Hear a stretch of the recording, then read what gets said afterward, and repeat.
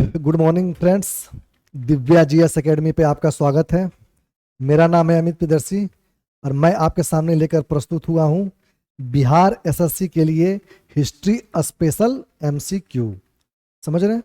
ये एक mock test समझ लीजिए आपके लिए है। जैसा कि आप लोगों ने बार बार कमेंट बॉक्स में और पर्सनल मैसेज में हम लोग को रिक्वेस्ट किया था कि सर एग्ज़ाम आने वाला है, तो एक मॉक टेस्ट लेकर आइए और हिस्ट्री का कुछ स्पेशल एसएससी के लिए लेकर आइए।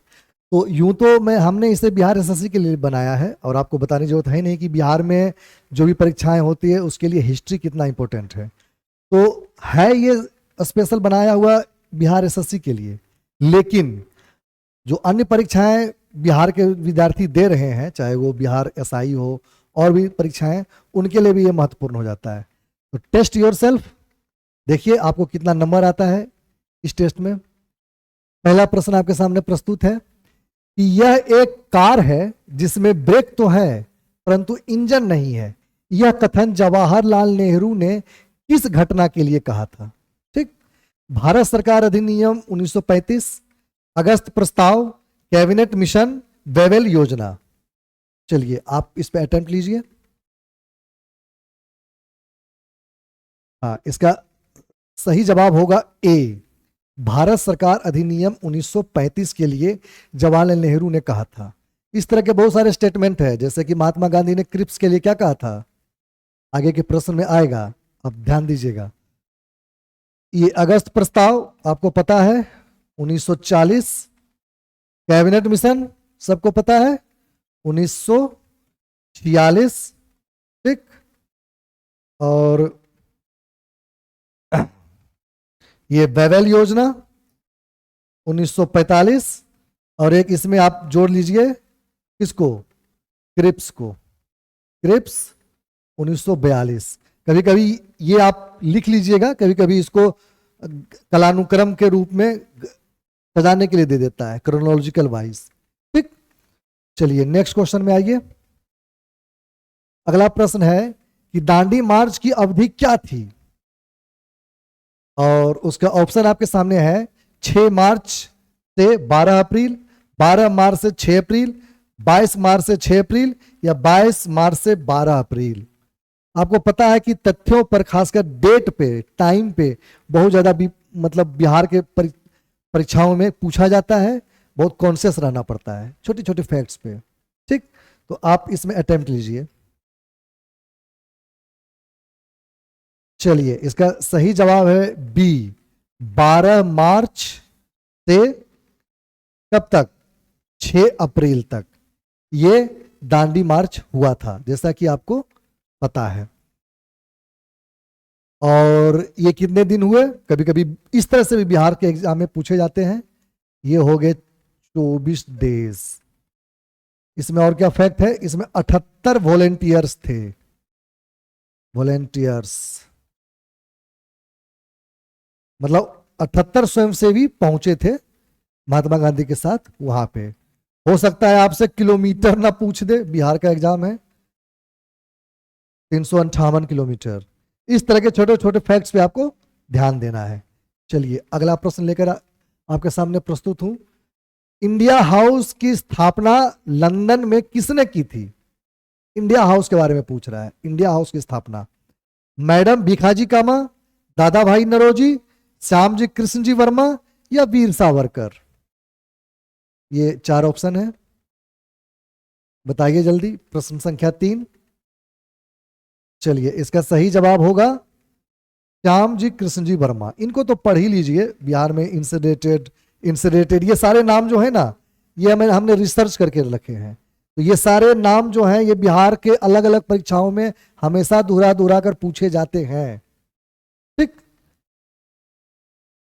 इससे ये जो श्यामजी कृष्ण जी वर्मा है ये रिलेटेड थे किन से, इंडियन सोशियोलॉजिस्ट नाम की एक पत्रिका थी उससे।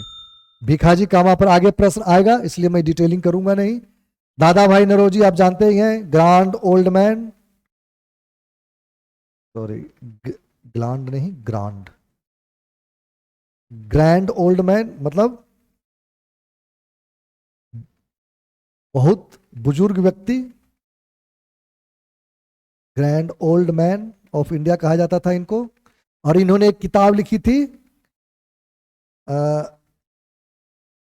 Un-British poverty poverty and un-British rule in India, जिसमें इन्होंने क्या किया था, ड्रेन ऑफ वेल्थ, कि किस तरह से अंग्रेज हमारे वेल्थ का, हमारे धन का लूट कर रहे हैं। ड्रेन ऑफ वेल्थ थ्योरी दी थी किन्होंने, ये दादा भाई नौरोजी ने। Poverty and un British rule in India, इस किताब को तो एकदम याद कर जाइए, ये तो बार बार पूछेगा आपसे, समझ रहे हैं, बिहार के परीक्षाओं में। आगे चलते हैं, और इसमें भी कुछ याद रखिएगा, जैसे इंडिया हाउस पूछेगा तो उसकी स्थापना कहाँ हुई थी, ये स्टेटमेंट से भी प्रश्न आ सकते हैं। तो आपको याद रखना पड़ेगा, ये लंदन, लंदन में उसकी स्थापना हुई थी, समझ रहे हैं। आगे चलते हैं, ये प्रश्न आपके सामने है। कांग्रेस के पहले अध्यक्ष जॉर्ज यूले ने, पहले अध्यक्ष नहीं होना चाहिए, पहले अंग्रेज लिख दीजिए यहां पे, पहले अंग्रेज अध्यक्ष। पहले अध्यक्ष कौन थे आपको पता है, WC बनर्जी। तो कांग्रेस के जो अधिवेशन होता था उसके पहले अंग्रेज अध्यक्ष कौन, जॉर्ज यूले ने किस अधिवेशन में अध्यक्षता की थी, बताइए जल्दी। लखनऊ अधिवेशन, दिल्ली अधिवेशन, कलकत्ता अधिवेशन या इलाहाबाद अधिवेशन। चलिए, चार नंबर प्रश्न है, इसका सही जवाब हो जाएगा इलाहाबाद अधिवेशन। कौन सा अधिवेशन, इलाहाबाद अधिवेशन। कब हुआ था, 1888 में। आपके पास बहुत सारे फैक्ट तैयार हो गए। पहले अंग्रेज अध्यक्ष जॉर्ज यूले थे, अध्यक्षता की थी इलाहाबाद अधिवेशन में, और ईयर था 1888। आगे आते हैं, अगला प्रश्न, ताराबंदी अभियान, ताराबंदी अभियान 1922 का नेतृत्व किसने किया था, बताइए। जवाहरलाल नेहरू, राजेंद्र प्रसाद, सरदार पटेल या महात्मा गांधी। ये मॉक टेस्ट है, हम थोड़ा सा इसमें तेजी से चलेंगे।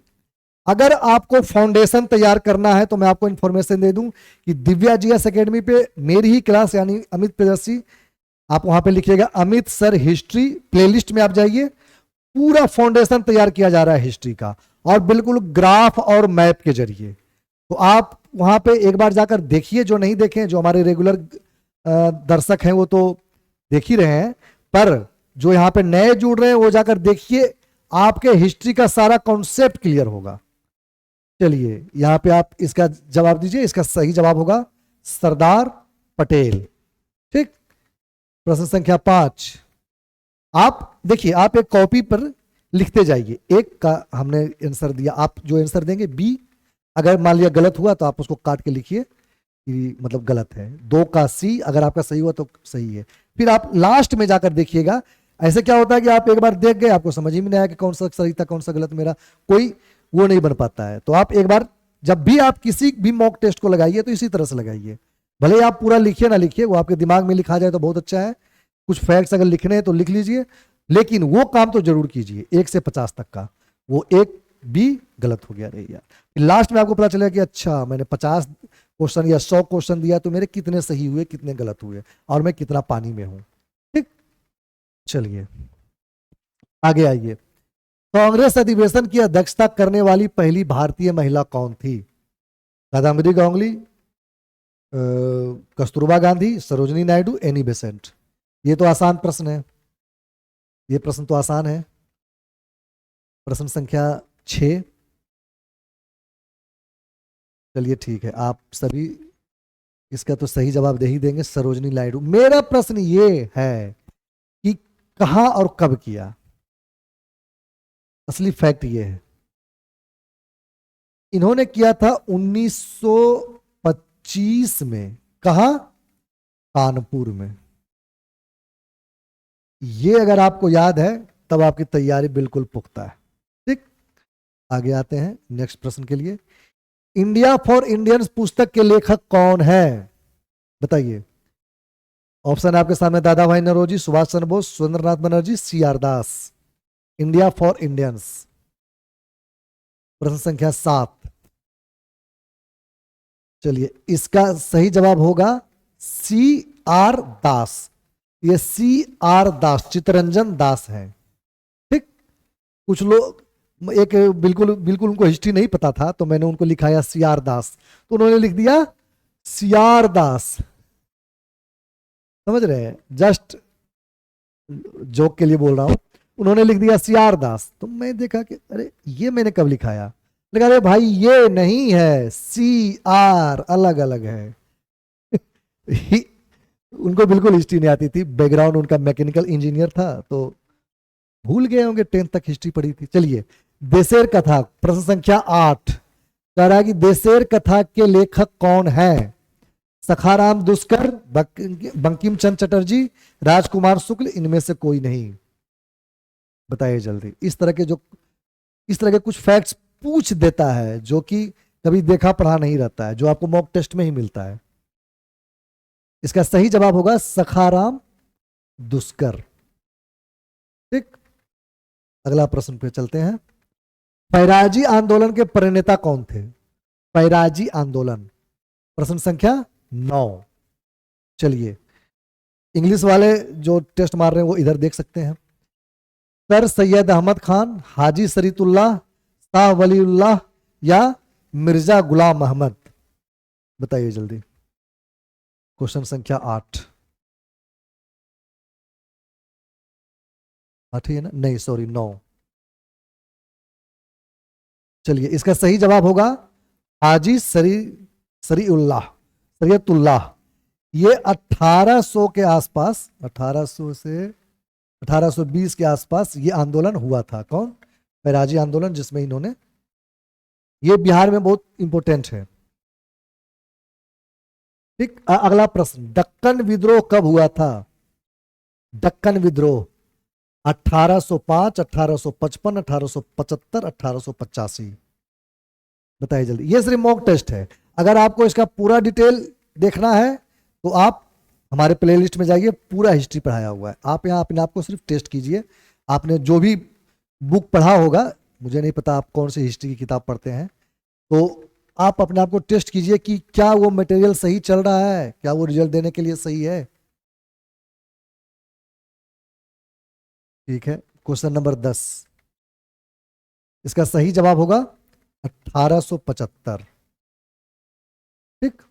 दक्कन विद्रोह, नाना फड़नवीस, उसकी कहानी मैंने पूरी पढ़ाई है। समझ रहे हैं? आप एक बार जाइए वहां पे, बहुत अच्छे से पढ़ाई गई है। यंग इंडिया के संपादक कौन थे? यंग इंडिया के संपादक के बारे में बताइए। सुरेंद्रनाथ बनर्जी, महात्मा गांधी, सुभाष चंद्र बोस, इनमें से कोई नहीं। बताइए जल्दी। देखिए, दो तरह के प्रश्न हमेशा अपने, एक तो ये सब प्रश्न तो एकदम नहीं छूटने चाहिए।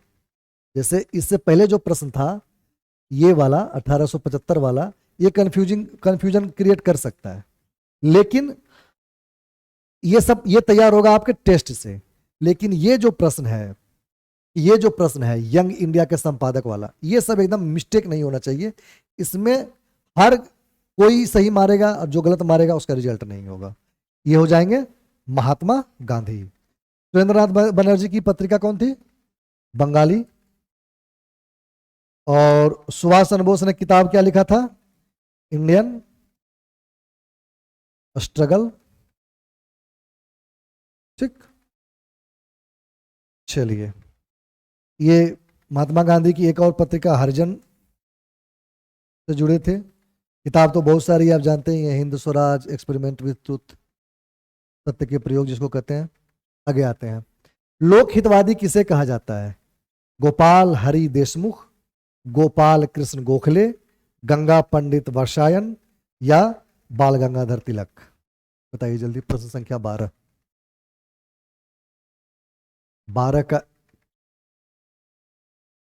क्या हो जाएगा सही जवाब? ए। गोपाल हरि देशमुख को क्या कहा जाता है? लोकहितवादी। समझ रहे हैं? बाल गंगाधर तिलक, इनका प्रश्न आगे आएगा। ठीक। इनको क्या कहा जाता था? ऐसे मैं बोल ही दूं, लोकमान्य। ठीक, आगे चलते हैं। कोल विद्रोह से जुड़े व्यक्ति हैं, कौन है बताइए? कोल विद्रोह से जुड़े हुए व्यक्ति कौन है? बुद्धो भगत, जतरा भगत, सिद्धू कान्हू या ताना भगत? बताइए जल्दी, प्रश्न संख्या 13। चलिए, 13 का हो जाएगा ए, बुद्धो भगत। ये कोल विद्रोह कब हुआ था? 1813 के आसपास हुआ था, है कि नहीं? अरे नहीं नहीं, उल्टा लिख दिया, 1831। सॉरी, 1813 नहीं, क्षमा चाहूंगा, 1831-32 में हुआ था। ये एक पहले लिखा गया गलती से, 1831-32 में हुआ था। ठीक, कोल कोल भगत जिसमें कोल विद्रोह जिसमें बुद्धो भगत थे। एक ये जतरा भगत और ये ताना भगत, ये दोनों तो एक ही विद्रोह से हैं, जिसको ताना भगत विद्रोह कहता है। ठीक, और सिद्धू कान्हू कौन से हैं? संथाल से हैं, संथाल विद्रोह, सब आदिवासी विद्रोह है, समझ रहे हैं? 1855-56, सब एकदम रटा होना चाहिए। और फिर मॉक टेस्ट में देखिएगा आपका कितना नंबर आ रहा है। मोपला विद्रोह 1921-22 हुआ था कहाँ? केरल में, कर्नाटक में, बिहार में, महाराष्ट्र में।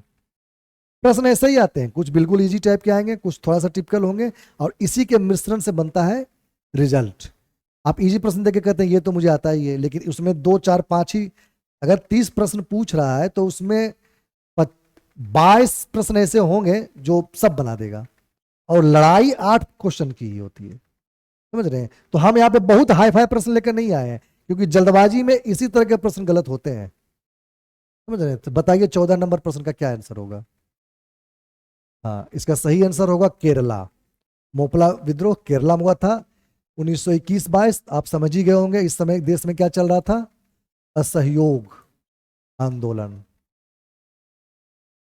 समझ रहे हैं? जो 1922 के चौरा चौरी के कारण, इसके कारण, चौरा चौरी के कारण वापस ले लिया गया था। चलिए आइए आगे के प्रश्न में आते हैं जल्दी जल्दी। इंपेरियल कैडेट कोर, अभी इस तरह के प्रश्न देखिए, अगर आप बना पाते हैं तो बहुत अच्छा है। इंपेरियल कैडेट कोर का गठन किसने किया था? Lord Dalhousie, Lord William Bentinck, Lord Wellesley, Lord Curzon? बताइए जल्दी, प्रश्न संख्या 15। चलिए, इसका सही आंसर होगा लॉर्ड कर्जन। ठीक, आगे चलते हैं। महात्मा गांधी ने कांग्रेस का एकमात्र अधिवेशन की अध्यक्षता की बेलगांव में, और वो कब की एकमात्र अध्यक्षता? 1922 में, 23 में, 24 में, 25 में? बीपीएससी का फेवरेट जोन 22, 23, 24, 25, ऐसा ही डेट देता है वो। आइए बताइए जल्दी। चलिए, ये 1924 में की। बेलगांव कहाँ है? कर्नाटक में। इसके बाद महात्मा गांधी ने ना इससे पहले कभी कांग्रेस अधिवेशन की अध्यक्षता की, और ना इसके बाद कभी की। निम्नलिखित में कौन कैबिनेट मिशन के सदस्य नहीं थे? बताइए। स्टोफेट क्रिप्स, एबी अलेक्जेंडर, लिन लिथगो या पी लॉरेंस? कौन सदस्य नहीं थे? जब भी ये नहीं वाला आए तो आप अपने प्रश्न पत्र में इसी तरह से घेर दिया कीजिए, नहीं तो बहुत सारे प्रश्न इसी तरह से गलती होते हैं। नहीं, हम हाँ में मार के चले जाते हैं जल्दबाजी में, समझ रहे हैं?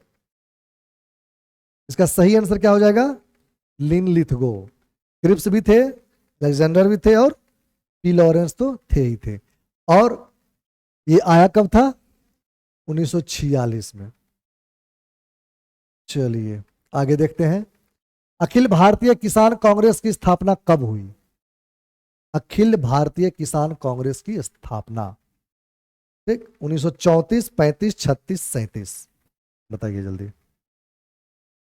अखिल भारतीय किसान कांग्रेस,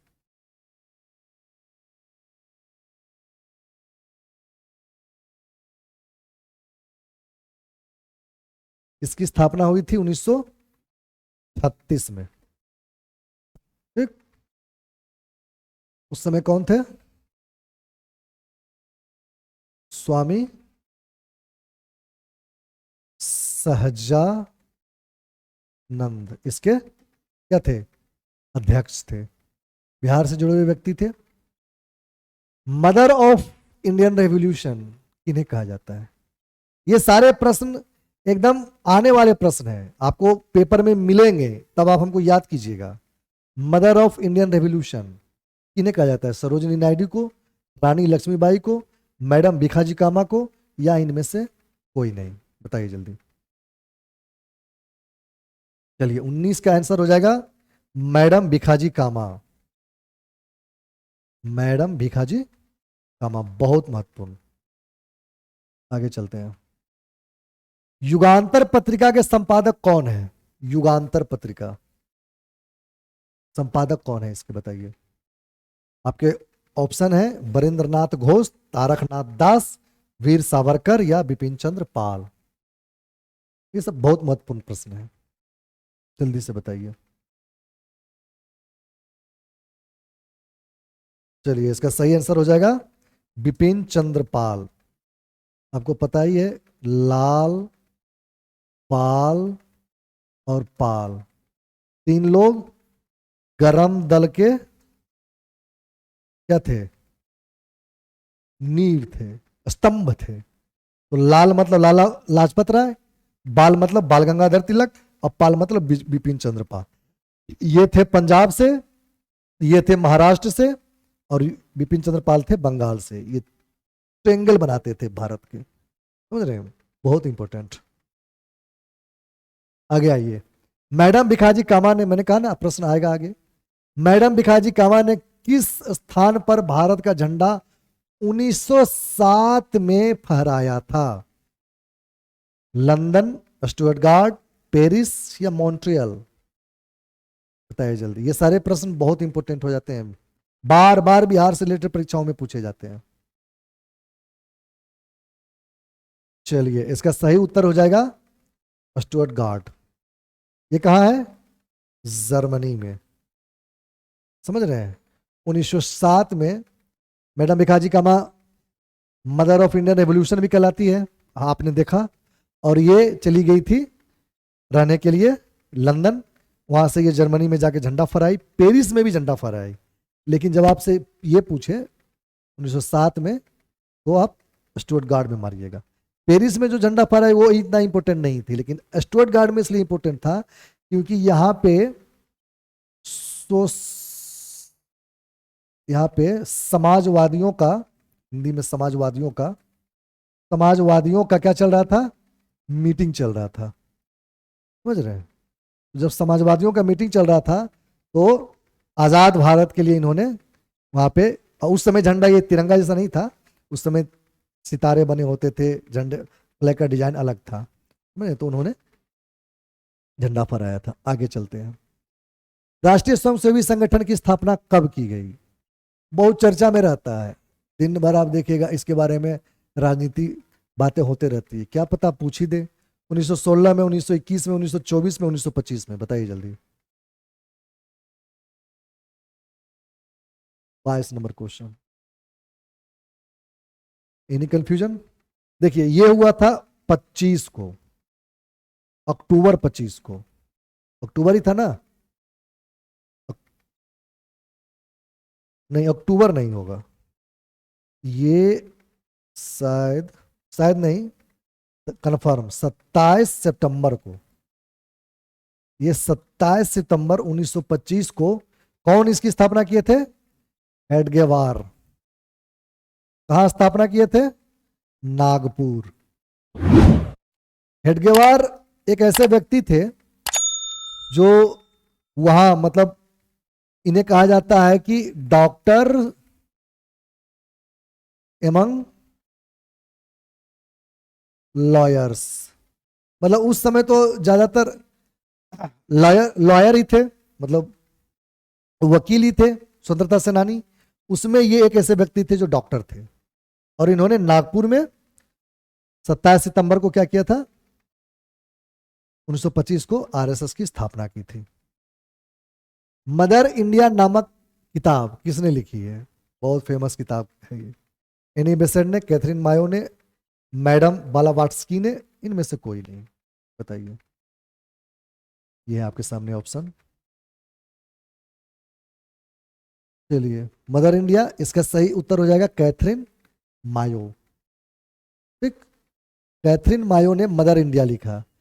इन्होंने इस किताब में उस समय के भारत की, मतलब गुलाम भारत की असली दशा को, गुलाम भारत की गुलाम भारत की सामाजिक दशा को, जब लोग ज्यादातर राजनीतिक चीजों चीजें लिख रहे थे, तो इन्होंने गुलाम भारत की सामाजिक दशा को, कि यहाँ का जो समाज है, यहाँ के जो लोग हैं, नारी पुरुष और बच्चे और गांव और समाज किस तरह का है, उस पे इन्होंने ये मदर इंडिया किताब लिखी थी।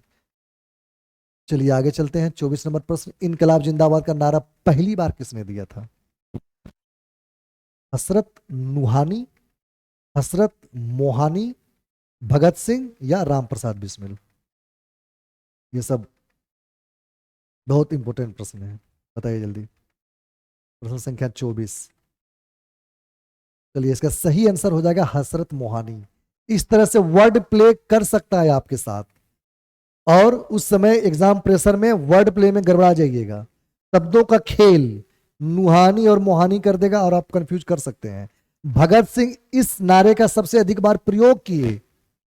भगत सिंह का नाम इस नारे के प्रयोग से जुड़ा है, लेकिन इस नारे को क्वाइन किसने किया, इस नारे को दिया किसने? तो वो थे हसरत मोहानी। बी उत्तर सही होगा, बी ऑप्शन सही होगा। चलिए 25 नंबर क्वेश्चन, कलकत्ता अधिवेशन 1906 की अध्यक्षता किसने की थी? बहुत महत्वपूर्ण। गोपाल कृष्ण गोखले, दादा भाई नौरोजी, बदरुद्दीन तैयब जी या डब्ल्यूसी बनर्जी? 1906, बहुत महत्वपूर्ण। चलिए, इसका सही जवाब हो जाएगा कौन? दादा भाई नौरोजी। महत्वपूर्ण क्यों? क्योंकि इस समय स्वदेशी स्वदेशी को क्या किया गया था? एक्सेप्ट किया गया था। इस कॉन्सेप्ट को आत्मसात किया गया था, ठीक, 1906 में। डब्ल्यूसी बनर्जी तो पहले अध्यक्ष थे, आपको पता ही है। और चलिए, ये पहले मुस्लिम अध्यक्ष थे, बदरुद्दीन तैयब जी। आगे बढ़ते हैं। राष्ट्रीय शिक्षा परिषद की स्थापना किस आंदोलन के दौरान की गई थी? राष्ट्रीय शिक्षा परिषद, नेशनल एजुकेशन काउंसिल। स्वदेशी आंदोलन के दौरान, असहयोग आंदोलन के दौरान, सविनय अवज्ञा आंदोलन के दौरान, भारत छोड़ो आंदोलन के दौरान? बताइए जल्दी। इसका सही जवाब हो जाएगा स्वदेशी आंदोलन के दौरान, 1906 में। ठीक, चलिए आगे बढ़ते हैं। सैडलर कमीशन 1917 किससे जुड़ा हुआ है? 1917 वाला जो सैडलर कमीशन है, ये किससे जुड़ा हुआ है? शिक्षा से, प्रशासन से, पुलिस से, सेना से? बताइए जल्दी। बहुत महत्वपूर्ण प्रश्न। इसका सही जवाब हो जाएगा शिक्षा से। समझ रहे हैं? सैडलर कमीशन शिक्षा से जुड़ा हुआ है। आगे चलते हैं। निम्नलिखित में से कौन मद्रास महाजन सभा से जुड़े नहीं थे? फिर एक बार इसको अंडरलाइन कर लेना है, जब भी प्रश्न में नहीं आए हाईलाइट कर देना है, कंफ्यूजन ना हो। वीर राघवाचारी, आनंद चार्लू, सुब्रमण्यम अय्यर, केटी तेलंग? 28 नंबर प्रश्न का जवाब बताइए।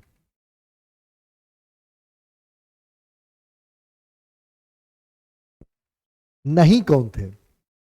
नहीं थे केटी तेलंग। समझ रहे हैं? इनके बारे में भी आगे प्रश्न आएगा। ये सब थे, ठीक। ये तीनों नाम आपको इसमें लिख लेना है, और साथ में क्या लिख लेना है? साथ में लिख लेना है 1884। क्यों? उसी समय इसकी स्थापना हुई। ये आपके बम्बई प्रेसिडेंसी में एसोसिएशन में, बम्बई प्रेसिडेंसी एसोसिएशन से जुड़े हुए थे, ठीक। समझ रहे हैं आप? आगे चलते हैं।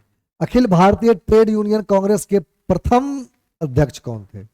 बाल गंगाधर तिलक, बिपिन चंद्र पाल, जवाहरलाल नेहरू, लाला लाजपत राय। बताइए जल्दी। अखिल भारतीय ट्रेड यूनियन कांग्रेस के प्रथम अध्यक्ष। 29 नंबर सवाल। चलिए, इसका सही जवाब हो जाएगा अखिल भारतीय कांग्रेस के लाला लाजपत राय। इसकी स्थापना कब हुई थी? 1920 में। जैसा कि पता ही चल रहा है आपका ट्रेड यूनियन था, समझ रहे हैं।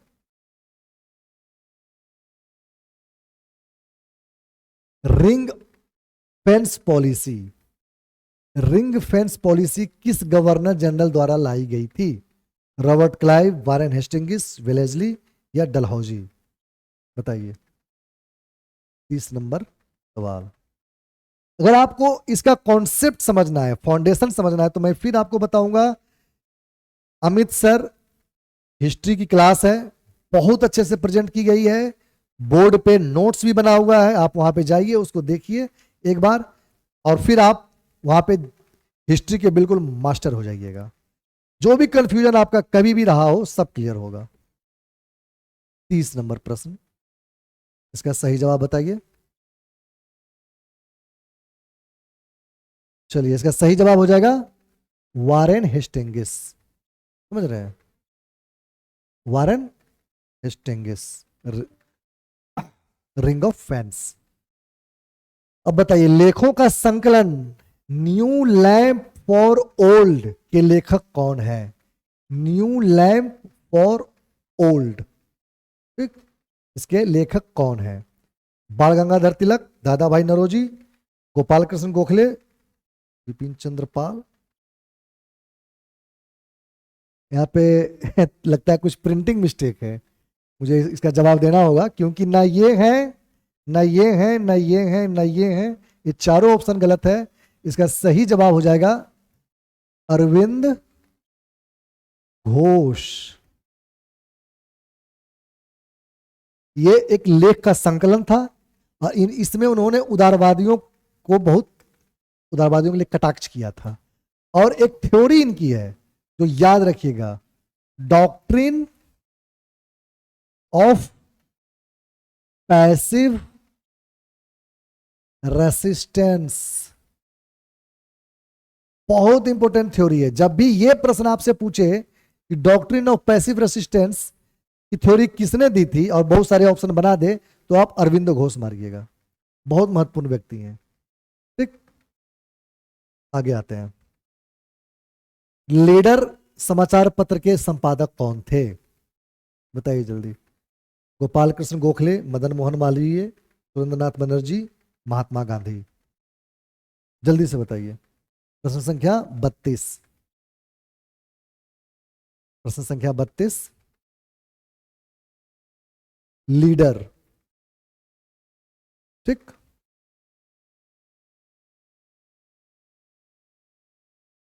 चलिए, इसका सही जवाब हो जाएगा मदन मोहन मालवीय। लीडर पत्रिका जो थी, लीडर जो मदन मोहन मालवीय के बारे में तो आप जानते हैं, 1916 बनारस हिंदू यूनिवर्सिटी के निर्माता। महात्मा गांधी के साथ इनकी बहुत सारी तस्वीर आपको दिखेगी। ये थे लिबरल, इसलिए जब भी आपको पूछे कि लीडर किसका माउथ पीस था, मतलब किससे जुड़ी हुई पत्रिका थी, तो आप बताइएगा लिबरल से जुड़ी हुई। समझ रहे हैं, लिबरल लीडर थे ये। आगे बढ़ते हैं। सहायक संधि किस गवर्नर जनरल की पॉलिसी थी? इसलिए मैंने उस समय रिंग ऑफ फेंस में बहुत ज्यादा डिटेल नहीं बताया, क्योंकि अगला प्रश्न हो सकता है उसी से जुड़ा हो। वारेन हेस्टिंग्स, कॉर्नवालिस, वेलेस्ली और डलहौजी। बताइए जल्दी। 33 नंबर सवाल। सहायक संधि, ठीक, सब्सिडरी अलायंस, इंग्लिश में इसको बोलिए सब्सिडरी, अरे यार ट्रीटी नहीं होगा, अलायंस होगा, सब्सिडरी अलायंस। चलिए, इसका सही जवाब हो जाएगा वेलेस्ली। वारेन हेस्टिंग, अब तो देखिए रिंग ऑफ फेंस, इसका पूरा अगर आपको डिटेल पढ़ना है, क्योंकि यहाँ पे सिर्फ टेस्ट चल रहा है, बहुत ज्यादा डिटेल पढ़ने लगेंगे तो एक एक घंटा में रिंग ऑफ फेंस चलेगा, एक घंटा में सब्सिडरी अलायंस, आपको पता ही है। तो यहाँ पे मैं बस थोड़ा सा बता दे रहा हूँ। ये ये तो रिंग ऑफ फेंस आपने देखा ही। ये परमानेंट सेटलमेंट यानी परमानेंट स्थाई, जिसको हिंदी में स्थाई बंदोबस्त कहते हैं, जॉन शोर के साथ मिलके कॉर्नवालिस ने दिया था। लॉर्ड डलहौजी आपको पता ही है, डॉक्ट्रिन ऑफ लैप्स, हड़प की नीति, हड़प की नीति, विलय की नीति, जो भी आप कह लीजिए, विलय का सिद्धांत, हड़प का सिद्धांत, जो भी आप इसके बारे में कर लीजिए, और बहुत सारी चीजें हैं इससे रिलेटेड। चलिए 1947 में कांग्रेस के दिल्ली स्पेशल सेशन, एक स्पेशल अधिवेशन बुलाया गया था 1947 में, तो उसकी अध्यक्षता किसने की? जवाहरलाल नेहरू, राजेंद्र प्रसाद, मौलाना अबुल कलाम आजाद या सरदार पटेल? बताइए जल्दी। बहुत महत्वपूर्ण, बिहार में बार बार ये सब प्रश्न आते हैं और आपको चूकना नहीं है इस बार। हिस्ट्री देखते रहिए, आपको हिस्ट्री में कहीं दिक्कत नहीं आने दूंगा। 34 नंबर सवाल, इसका सही जवाब राजेंद्र प्रसाद। स्पेशल सेशन जब भी आपसे पूछे 1947 में। आगे बढ़ते हैं। भारत सरकार अधिनियम 1935 किस वायसराय के कार्यकाल में लाया गया था? Lord Irwin, Lord Wellington, Lord Wavell, Lord Chelmsford? जल्दी से बताइए। 1935। इस समय दो वायसराय तुरंत तुरंत चेंज हुए। असली जवाब हो जाएगा लॉर्ड वेलिंगटन, सही जवाब। लेकिन बिहार का एक एग्जाम हुआ और उसने इसमें उसमें इसने विलिंगटन उत्तर नहीं दिया था, उत्तर दे दिया था, याद आ गया मुझे, लिन लिथगो, ये उत्तर दे दिया था बिहार के उस मतलब एग्जाम में। बाद में उसको चेंज भी नहीं किया गया, क्या कर सकते हैं, वो लोग माने कि नहीं उसी समय आया था, या फिर वहां से चला था, ये भी हो सकता है कि ब्रिटेन से चला था लिन लिथगो के समय में। अब पता नहीं क्या सोचे हो, किस तरह से जवाब दियो। सर्व आगे के प्रश्न में आते हैं 36 नंबर में। सर्वोदय शब्द का राजनीतिक प्रयोग पहली बार किसने किया था? ठक्कर बप्पा ने, महात्मा गांधी ने, विनोबा भावे ने या पंडित दीनदयाल उपाध्याय ने? सर्वोदय शब्द जल्दी से बताइए। सर्वोदय शब्द का पहला राजनीतिक प्रयोग।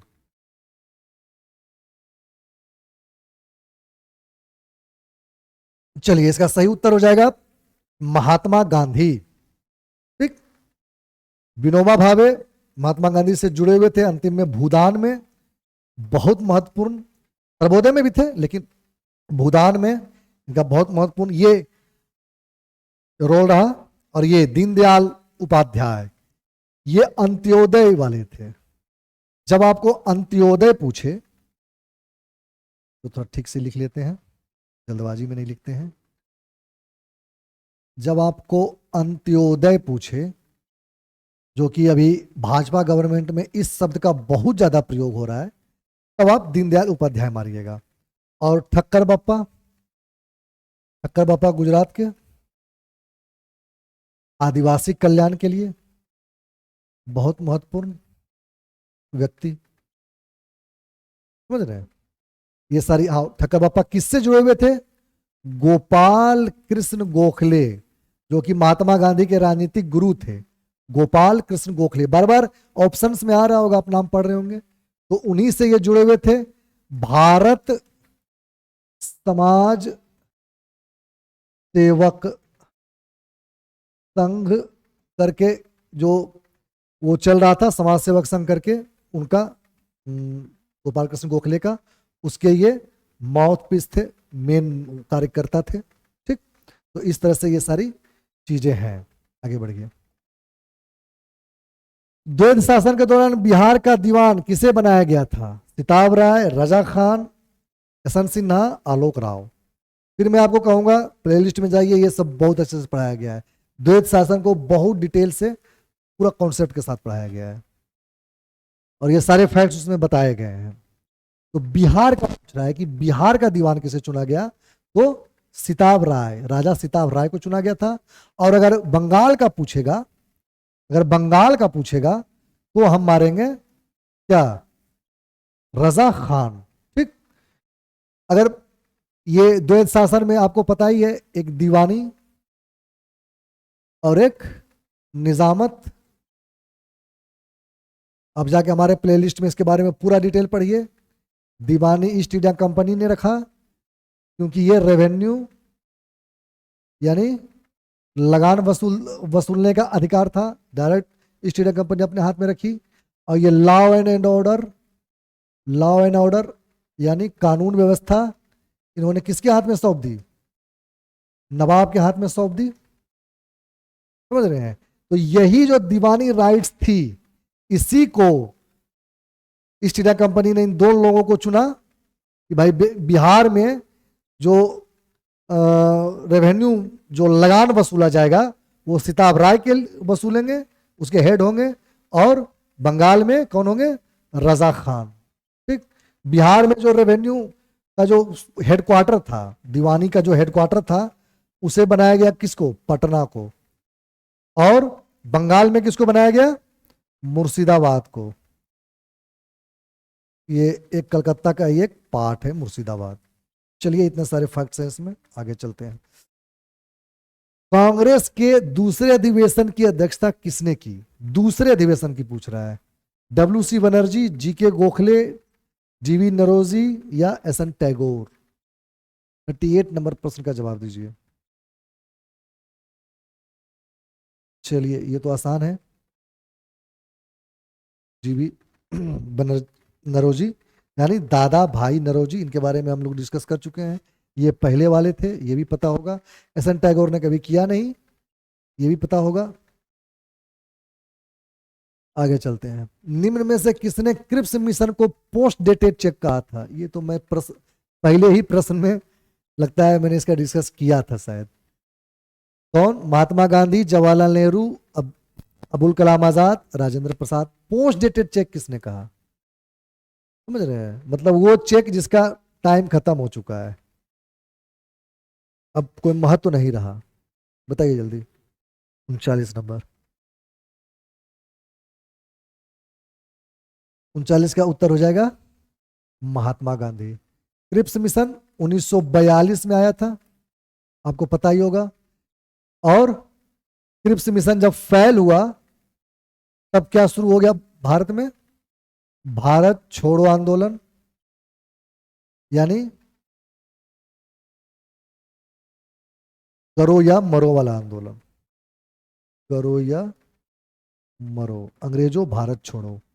तो वही महात्मा गांधी ने कहा था कि ये बार बार क्रिप्स मिशन को क्यों पोस्ट डेटेड कहा था, क्योंकि वही बार बार ये लोग दोहराते रहते थे कि हम आपको कॉन्स्टिट्यूएंट असेंबली देंगे, हम आपको ये डोमेनियन स्टेटस देंगे। तो जो डोमेनियन स्टेटस का मुद्दा था, डोमिनियन स्टेटस, जो महात्मा गांधी ने कहा था कि भैया उसी समय जब शुरू हुआ था वर्ल्ड वार 1939 में, उसी समय उन्होंने कहा था अगस्त अक्टूबर के समय कि हमको पूरा डोमिनियन स्टेटस दे दो, जैसे ऑस्ट्रेलिया वगैरह को दियो। ये हम पूरा डिटेल से पढ़ेंगे, बहुत टाइम लग जाएगा अगर हम पूरा यहाँ पे पढ़ाने लग गए तो डोमेनियन स्टेटस समझ लीजिए कि डोमिनियन स्टेटस के कारण महात्मा गांधी ने कहा कि क्रिप्स मिशन में कहा गया कि हम आपको डोमिनियन स्टेटस देंगे, कहा कि अब नहीं चाहिए, बहुत समय खत्म हो गया। चलिए आगे बढ़ते हैं। द्वितीय गोलमेज सम्मेलन कब हुआ, द्वितीय गोलमेज सम्मेलन कब संपन्न हुआ, यही देखिए गलती होती है, यही देखिए एग्जाम प्रेशर में गलती होती है, जो अभी मैंने जल्दी से पढ़ा। द्वितीय गोलमेज सम्मेलन कब हुआ, धड़ाक से 1931, 1931, 1932। अब दिमाग खड़केगा कि यहां भी 1931, यहां भी 1931, समझ रहे हैं। प्रश्न है कब संपन्न हुआ, और एग्जाम में इसी बात का तो ध्यान रखना है, यही सब तो है असली खेल। बताइए जल्दी। सितंबर 1931 में, दिसंबर 1931 में, जनवरी 1932 में, मार्च 1932 में। प्रश्न संख्या 40, बताइए जल्दी। अगर संपन्न हुआ का हो तो वो शुरू हुआ था सितंबर 1931 में, ये है शुरू। और जब संपन्न हुआ की बात करें तो ये दिसंबर 1931 में संपन्न हो गया। द्वितीय गोलमेज सम्मेलन, आपको पता है इसमें कांग्रेस भाग ली थी, इसमें कांग्रेस भाग ली थी, एकमात्र सम्मेलन था। और महात्मा गांधी कहाँ गए थे? लंदन गए थे। इनके साथ सरोजनी नायडू, मदन मोहन मालवीय, बहुत सारे लोग थे। चलिए आगे बढ़ते हैं। श्रीरंगपट्टम की संधि के किसके बीच में हुई थी? ठीक, हैदर अली। अब ये सब कंफ्यूजन क्रिएट करने वाले प्रश्न हैं, आप इसको अगर बना ले जाएगी तो बहुत अच्छी तैयारी है आपकी। Hyder Ali, Warren Hastings, Hyder Ali Cornwallis, Tipu Sultan Cornwallis, Tipu Sultan Wellesley. 41 number. बहुत सारे विद्यार्थी मुझे कहते रहते हैं कि सर ये जो युद्ध वाला है ना, शुरुआती जो आंग्ल मराठा युद्ध, आंग्ल सिंध युद्ध, आंग्ल फ्रांसीसी युद्ध, ये बहुत कंफ्यूजन क्रिएट करता है। मैं आपको फिर कहूंगा कि हमारे प्लेलिस्ट में जाइए, वहां बिल्कुल मैप से और तालिका से, बिल्कुल तालिका से इस तरह से कर करके, इस तरह से कर करके आपको पूरा का पूरा युद्ध समझाया गया है, वंशावलियां समझाई गई है। आपका एकदम कॉन्सेप्ट क्लियर होगा वहां पे, ये मेरा दावा है। अब फिर आप कभी ये प्रश्न नहीं करेंगे कि किसके किसके बीच में हुई थी, पता नहीं किसके बीच में हुई थी। ये सब वहां पे बहुत अच्छे से पढ़ाया गया है। युद्ध, संधियां, वो पूरा प्रसार ईस्ट इंडिया कंपनी का, और वहां पे रेगुलर क्लास आ रहे हैं। हम धीरे धीरे धीरे आगे बढ़ रहे हैं। ईस्ट इंडिया कंपनी खत्म हो चुकी है, 1857 शुरू होने वाला है, आप जाकर देखिएगा एक बार। चलिए 41 नंबर क्वेश्चन का जवाब दीजिए। ये हुआ था सी, टीपू सुल्तान और कॉर्नवालिस के बीच में।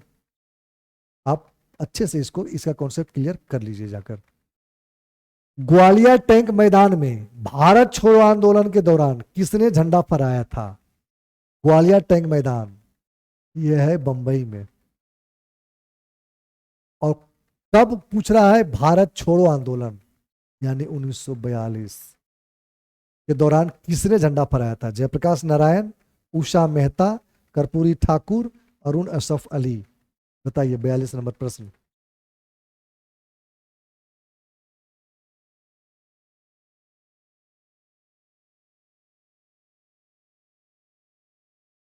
इसका सही जवाब हो जाएगा अरुण असफ अली।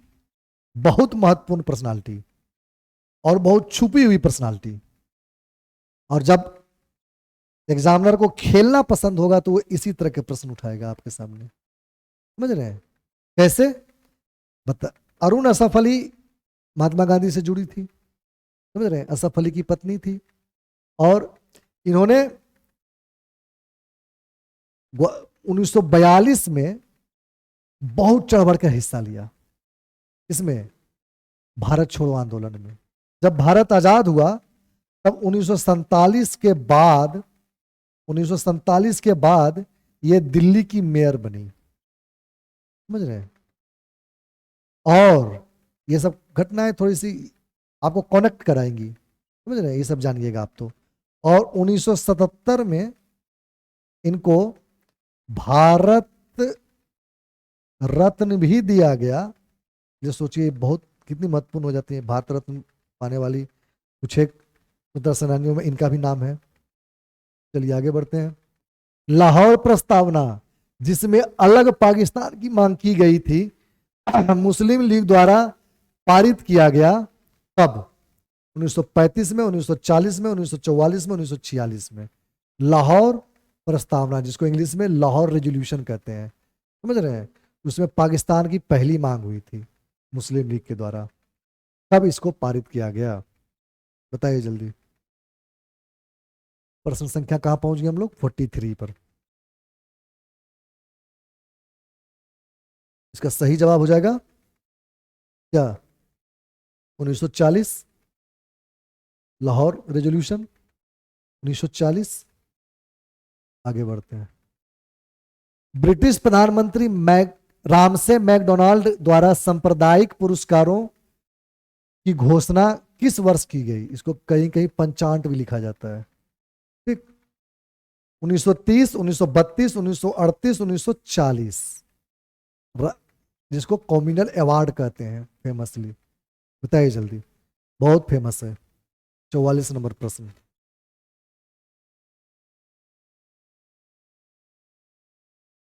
इसका सही जवाब हो जाएगा 1932। जहां तक इसका एक बार थोड़ा सा देख लेते हैं इसको। सांप्रदायिक पुरस्कार या कम्युनल, ये दिया गया था किसको? डिप्रेस्ड क्लास को। डिप्रेस्ड क्लास, समझ रहे हैं? डिप्रेस्ड क्लास को क्या क्या दिया गया था? Communal representation. कम्युनल रिप्रेजेंटेशन क्या था? यह एक तरह का रिजर्वेशन था, समझ रहे हैं? रिजर्वेशन था सीटों में, चुनाव में। यह एक तरह का रिजर्वेशन था, लेकिन यह रिजर्वेशन आज के रिजर्वेशन से अलग था। वो कैसे?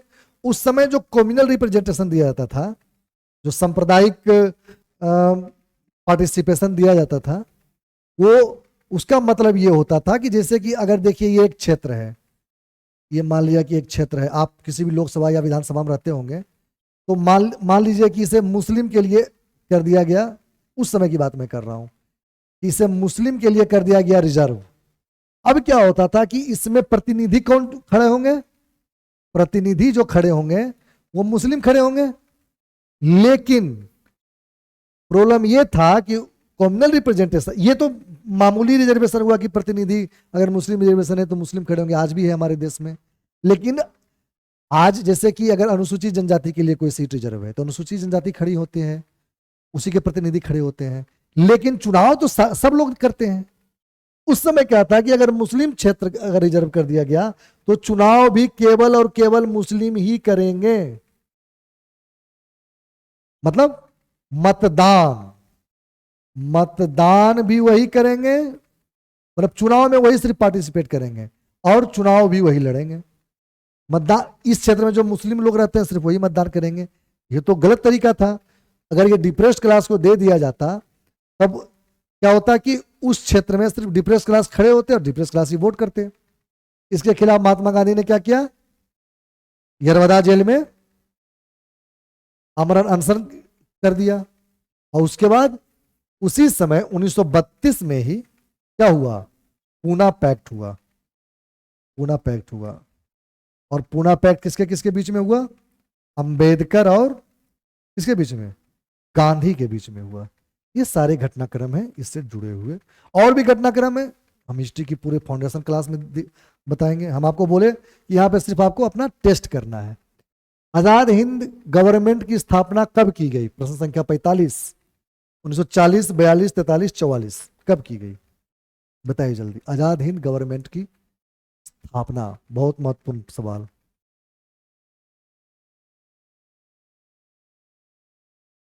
चलिए, इसका सही जवाब क्या हो जाएगा? इसका सही जवाब हो जाएगा 1943। कौन किए थे? सुभाष चंद्र बोस। कौन किए थे? सुभाष चंद्र बोस। कहां किए थे? ये सब पूछा जाता है। सिंगापुर। बहुत सारे ऑप्शन बना देगा, जापान, जर्मनी सब लिख देगा। आपको जवाब देना है सिंगापुर। चलिए आइए, आजाद हिंद गवर्नमेंट। भारत छोड़ो आंदोलन 1942 के दौरान महात्मा गांधी जी को गिरफ्तार करके कहां रखा गया? इस आंदोलन के दौरान। कौन? भारत छोड़ो आंदोलन के दौरान यरवदा जेल में, आगा खां महल में, समझ रहे हैं, मंडल कारा में या वर्धा आश्रम में? बताइए जल्दी। Mahatma Gandhi quit India movement के समय जब उनको गिरफ्तार किया गया तब कहां रखा गया? उनको रखा गया आगा खां महल यानी आगा खां पैलेस में। आगा खां पैलेस में रखा गया। आपको मैंने अभी तुरंत बताया है कि यरवदा जेल में कब रखा गया था? यरवदा जेल में ही उन्होंने क्या किया था? स्ट्राइक किया था। किसके खिलाफ? किसके खिलाफ? कम्युनल रिप्रेजेंटेशन के खिलाफ, जो दिया था रामसे मैकडोनाल्ड। ठीक। और वहीं पे कहा, यरवदा जेल में क्या हुआ था? पूना पैक्ट तो 1932, यानी कि आप समझ लीजिए यरवदा जेल में रखा गया होगा कब? सविनय अवज्ञा के समय। यरवदा जेल में एक बार और रखा गया था शुरू में, जब नॉन कोऑपरेशन वाला हुआ था, यानी असहयोग वाला। लेकिन जब भारत छोड़ो हुआ तो उनको रखा गया आगा खां महल में। आगे बढ़ते हैं। प्रश्न संख्या 47, कोहिनूर हीरा राजा रंजीत सिंह ने किससे हासिल किया था? इस तरह के प्रश्न भी बिहार बहुत मजे से कंफ्यूज कराने के लिए पूछता है। अरे छाटेगा भी तो कुछ प्रश्न से, ये उन्हीं में से एक है। तो राजा रंजीत सिंह ने किससे हासिल किया था? जारों से, शाह सुजा से, कश्मीर के राजा से, या आलम शाह से? बताइए जल्दी। राजा रंजीत सिंह ने किससे हासिल किया था? प्रश्न संख्या 47। इसका सही जवाब हो जाएगा शाह शुजा। आगे बढ़ते हैं। प्रजामंडल का पहला अधिवेशन कहां हुआ था? प्रजामंडल का पहला अधिवेशन कलकत्ता, लखनऊ, पटना, मुंबई? बताइए जल्दी।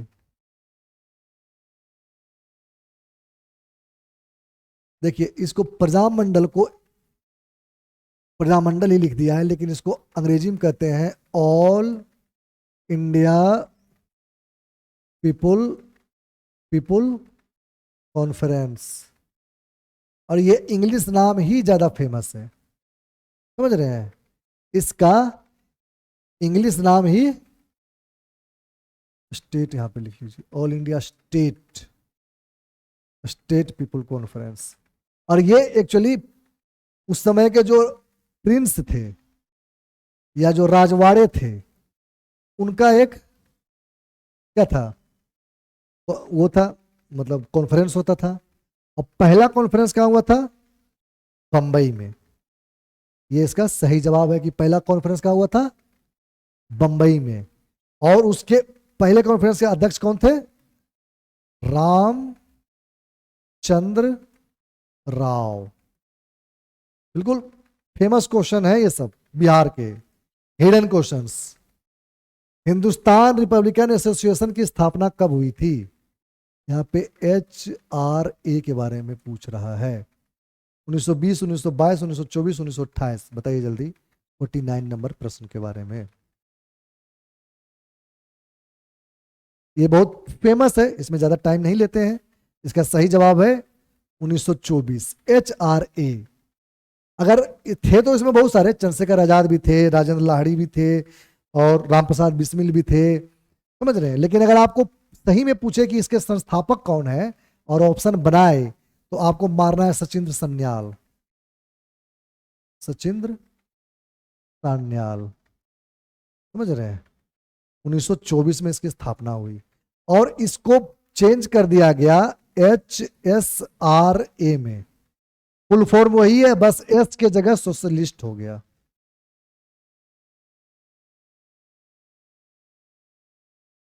समझ रहे हैं? क्योंकि वहां पे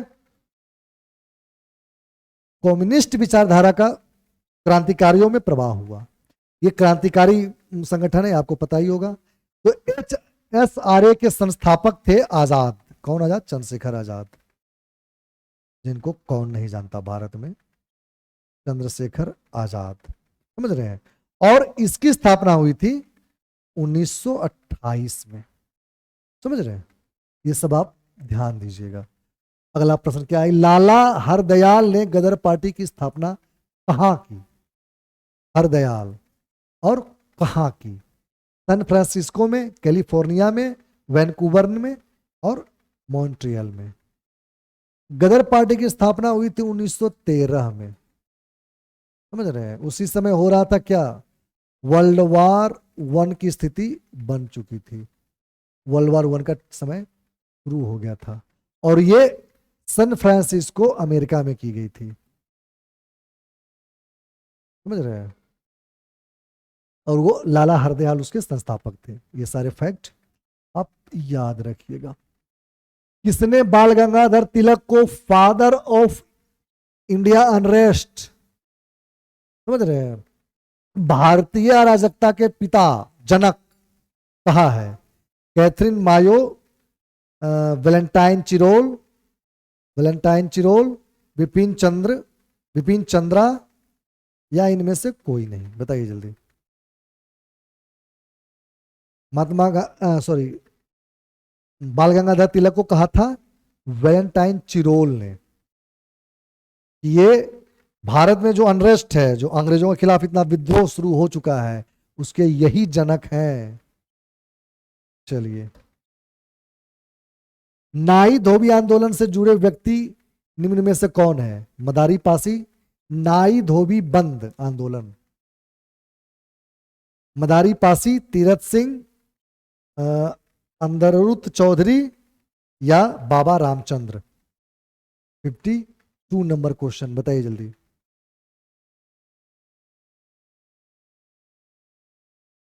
तो सही जवाब क्या हो जाएगा? बाबा रामचंद्र। नाई धोबी आंदोलन एक्चुअली 1919 में हुआ था उत्तर प्रदेश में, और यह एक किसान आंदोलन था। इस तरह के छुपे हुए प्रश्न आपको कहां मिलते हैं? सिर्फ एमसीक्यू में, समझ रहे हैं? आगे चलते हैं। उलूगन, उलूगन बहुत फेमस, किस विद्रोह से जुड़ा हुआ है? मुंडा विद्रोह, ताना विद्रोह, संथाल विद्रोह, या रामोसी विद्रोह? बताइए जल्दी। उलूगन के बारे में कुछ पता है? जी हाँ, ये मुंडा विद्रोह, यानी बिरसा मुंडा इससे जुड़े हुए थे। कब हुआ था?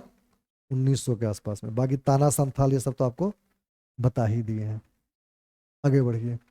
पागलपंथी आंदोलन से जुड़े व्यक्ति कौन है? चित्तूर सिंह, बुद्ध भगत, करमशाह, या बाबा रामचंद्र? 54 नंबर क्वेश्चन, पागलपंथी आंदोलन, बताइए जल्दी। इसका सही जवाब हो जाएगा करमशाह। ठीक। और पागलपंथी आंदोलन कब हुआ था? पागलपंथी आंदोलन हुआ था 1700 में। यह बहुत शुरुआती, अंग्रेजों के खिलाफ बहुत शुरुआती आंदोलनों में से एक था। आगे बढ़ते हैं। देवबंद आंदोलन से जुड़े नेता कौन है? इनमें से कौन से नेता देवबंद से जुड़े हुए थे? मोहम्मद अली जिन्ना, अब्दुल गफ्फार खान, मौलाना अबुल कलाम आजाद, इनमें से कोई नहीं? बताइए जल्दी। देवबंद से, चलिए, देवबंद से जो जुड़े हुए थे वो थे अब्दुल कलाम आजाद। यहाँ पे मैं ठीक से देख नहीं पाया। असल सही जवाब ये तो खान अब्दुल गफ्फार खान लिखा है ना, बोला मैंने सही है। मौलाना अबुल कलाम आजाद, मौलाना अबुल कलाम आजाद को तो याद ही रखना है, शिक्षा मंत्री बने थे भारत की आज़ादी के बाद, है कि नहीं? और मौलाना अबुल कलाम सबसे यंग व्यक्ति थे जो कांग्रेस के अधिवेशन में, कांग्रेस के सेशन में सबसे यंग व्यक्ति थे जिनको चुना गया। चलिए चलिए, तो आज का प्रश्न इतना ही था। तो टोटल प्रश्न हमारे सामने कितना थे? 55। अब आप जाकर देखिए कि आपका 55 में कितना आ रहा है, समझ रहे हैं? अगर आपका इस तरह के ये जो लेवल था प्रश्न का, इसी लेवल में ज्यादातर पूछा जाता है, तो अगर आपको ये 55 क्वेश्चंस में अगर आपको 35 प्लस आया है, तब आप मीडियोक्टर में अच्छे हैं। अगर आपको 45 प्लस आया है, तो आप एबव द मीडियोक्टर हैं, मैंने बहुत अच्छे हैं, इंटेलिजेंट में हैं। और अगर आपको 50 आया है, 50 प्लस, तब आपको चिंता करने की कोई जरूरत नहीं है। दिव्या जीएस एकेडमी पे आप जुड़े रहिए। इसी तरह से हम लेकर आएंगे अलग अलग एमसीक्यू, हिस्ट्री का, और भी सब्जेक्ट चल रहे हैं जो आपको आपकी नैया पार कराएगा बीएसएससी में, और भी जो भी एग्जाम आ रहा है, मतलब बिहार से रिलेटेड। चलिए, तो हमारे साथ जुड़े रहिए। धन्यवाद।